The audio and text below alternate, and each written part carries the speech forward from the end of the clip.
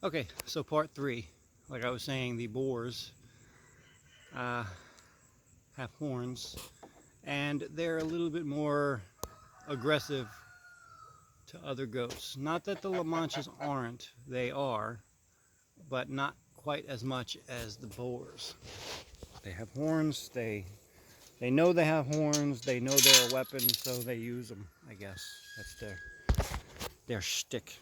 See how dirty her bum is? Ugh. She's such a pretty girl. She's so little though. Goats are supposed to be a little bigger than that. And there's Bailey sitting there just relaxing. Chickens free range. They eat bugs, they eat grass, they eat whatever. The ducks, turkey, it's much more healthy. The sheep have always, so their meat is going to be probably among the healthiest available. Like you can get grass-fed beef and all that stuff. It's probably equally as healthy as my sheep meat is going to be. Plus, I don't know if you can see. Yeah, you can see. This hill is mine. That hill is Harold's, who is our next door. Not next door, next door. Next door, there's a little house and a little cutout between our properties.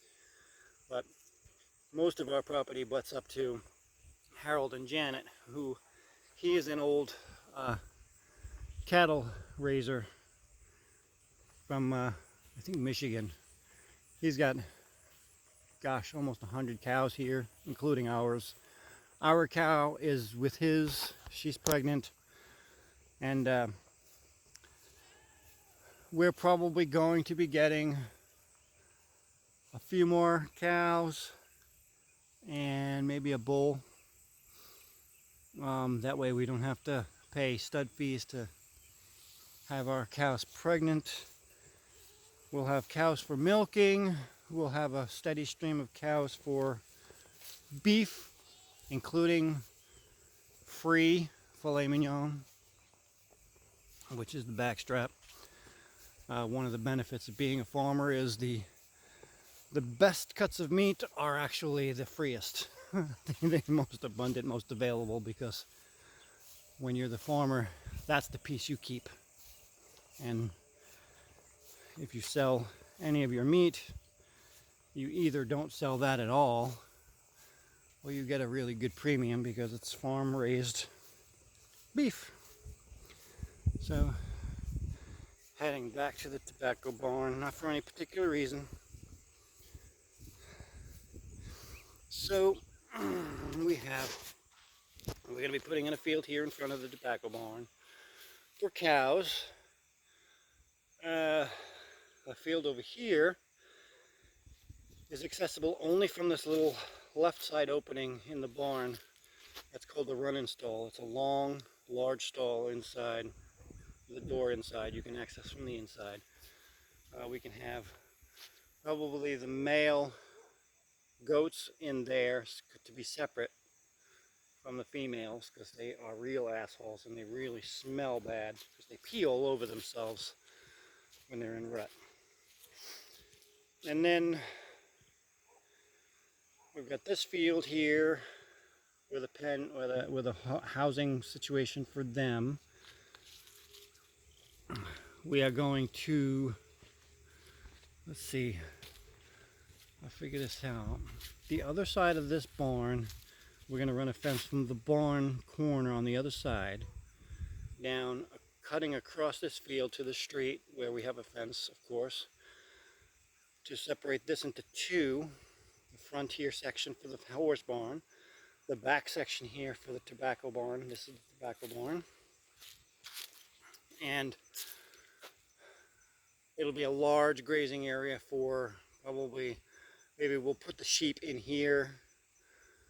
I don't know, we have a big old master plan, but we just need to finalize what the best situation is going to be. So this is the section we can fill with hay, the big rolls of hay like you see here. Plus there's a hay loft in the horse barn.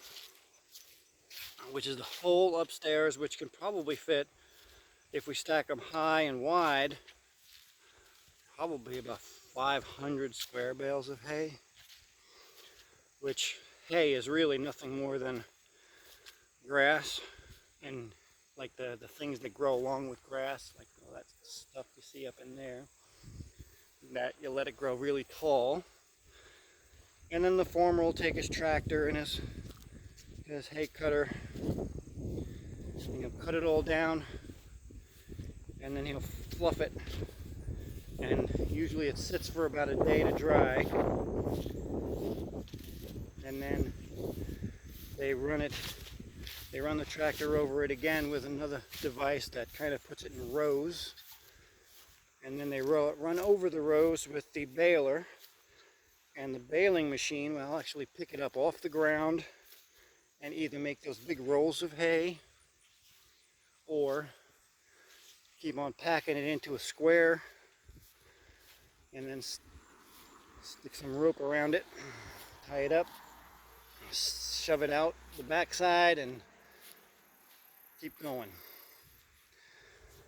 So anyway, hope you enjoyed my farm update from the day for the day. I've still got a little bit of stuff to do before I go in. Namely, I need to take care of all the waters, give them all fresh water, which is going to be 1, 2, 3, 4, 5 places, and then put out some minerals because they need free access minerals all the time. Otherwise, they don't get to their top health. So anyway, that's all I got for right now. I will be trying to put out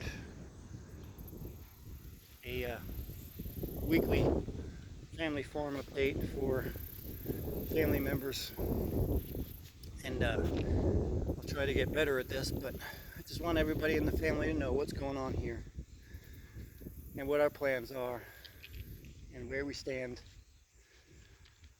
So I will catch you next time.